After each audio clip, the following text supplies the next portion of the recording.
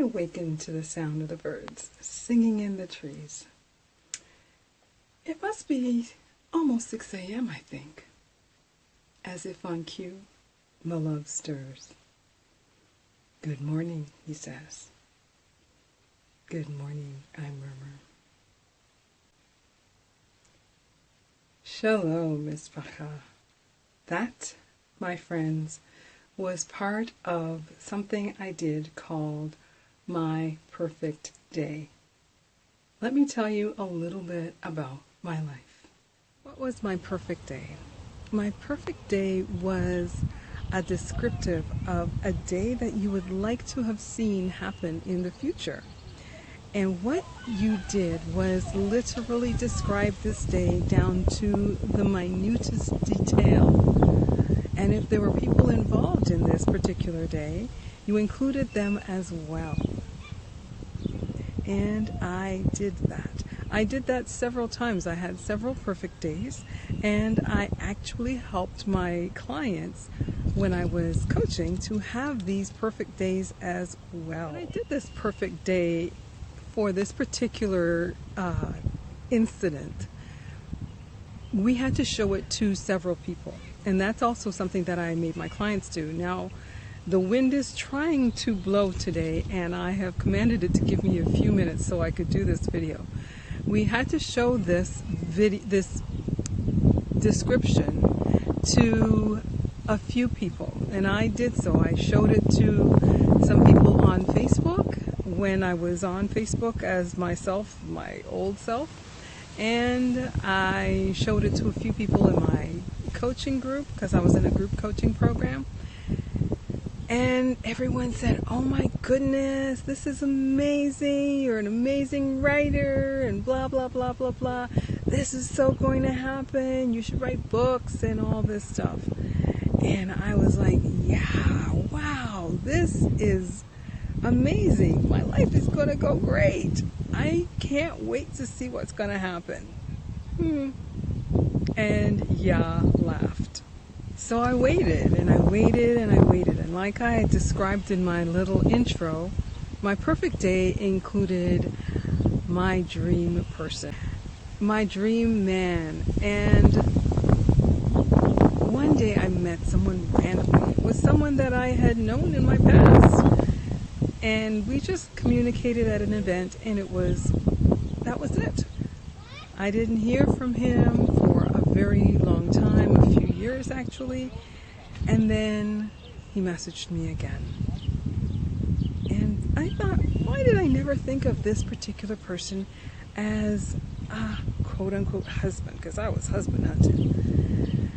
And things started from there. We had our first date, and we talked for hours. And I thought, oh my goodness, this could be it.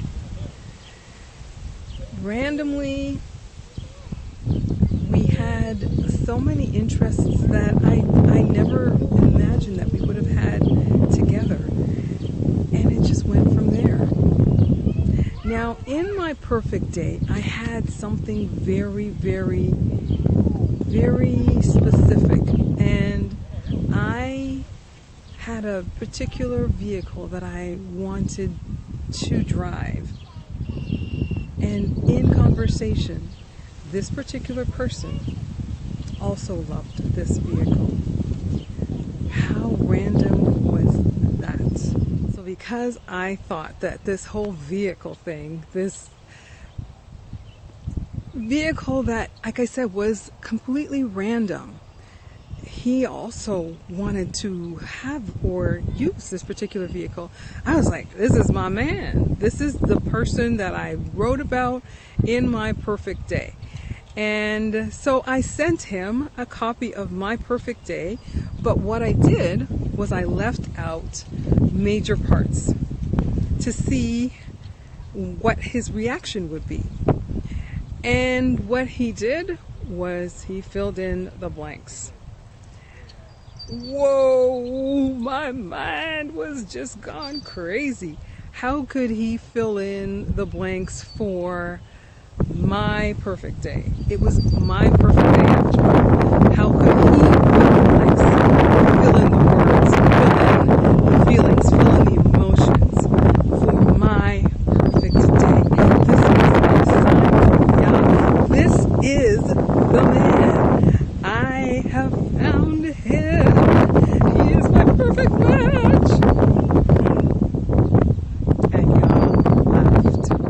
I said, we dated off and on for a while. And he met my kids, and then I thought it would be reciprocated. I thought that I would meet his kids. Well, I was wrong. I never met his kids. I never met his family. I never met anybody associated to him. So, in essence, what was going on was I was creating this wonderful fairy tale imaginary thing, and he didn't have that at all in his mind. And I would ask Yah for signs. Of course, I didn't call him Yah at the time. I called him God. And I asked him for signs to show me that I was on the right path. Can you help me, please? And of course, something would appear. Because, again, I put it out there that this is what I wanted. So whatever you put your mind on, you will create it. Whatever you put your mind on, you will create it. Remember that. I didn't realize at the time that I was in rebellion. And the Bible says rebellion is as the sin of witchcraft. This roller coaster thing went on far too long. And had I been in my right mind, had I been following Torah, I would have realized it and I would have stopped. And it was only after I sat down and I realized I was farther from Yah than I was before I started with this particular person. Because this particular person's walk with Yah was cold. He had stepped away from quote-unquote God. He wasn't following anything really. He did go to church, but his relationship with God was non-existent. So he pulled me away from Yah. And that was not what I wanted. I wanted a person who could pray with me. I wanted a person who put me above all the things that were of this world. And that wasn't happening. It wasn't there. A man's heart plans his way, but Yahuwah determines his steps. So we can have a feeling of what we would like to accomplish. There's nothing wrong with that. The challenge is that when we are walking away from Torah, it's really something that is coming from a heart that is not pure. And the Bible says the heart is deceptively wicked. Who can know it? So if we're coming from our heart as opposed to the path that Yah has given us, then we will always go wrong. My daughter gave me an example the other day, and I was like, this is against Torah. And she was talking about seeds as they grow. We have seeds that are growing because we are growing a vegetable garden. And they were showing a seed growing, but they had put the seed against glass so you could see the progress. Now, a lot of people just see the thing pop up and think that the plant just came up from that. But before the plant comes up, it puts down a root structure, right? So when the plant is growing, it can actually sustain the height that it's going to have. And that's how Torah is.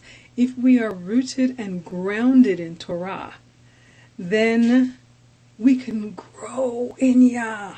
We can grow tall and strong because Yah and Torah is our root structure.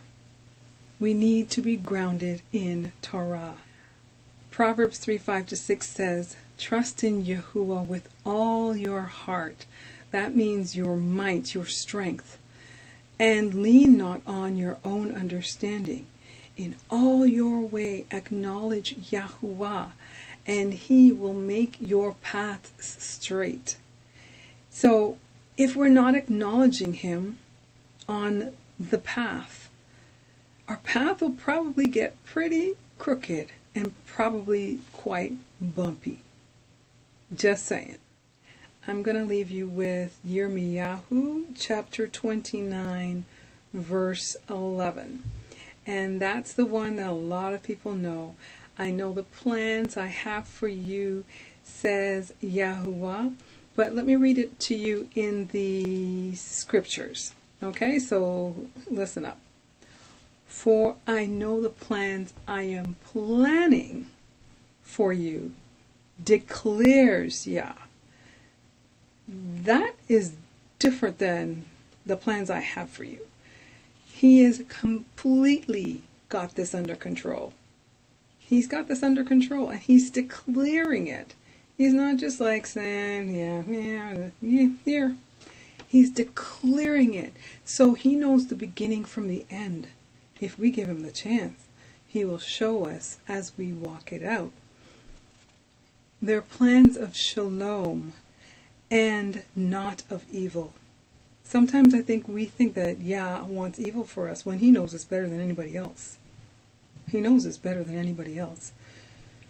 He wants to give us a future and an expectancy. I don't know about you, but an expectancy to me means that there's hope. There's something that I can look forward to because Yah has got this. In my perfect day, I didn't think Yah had this. I think I needed to help him out. And by telling people, I practiced witchcraft. I literally put my hands into Hasatan's hands for him to do whatever. Rebellion is as the sin of witchcraft. And not allowing Yah to do what he's supposed to do. And one thing I learned this week from Hebrew Nation Building, that's the one in, I think, Houston, lasciviousness. Lasciviousness. That is doing wrong when you know what's right. And that's something I know I did. My friends, I'm asking you to think before you act, and don't do love the crystal ball way.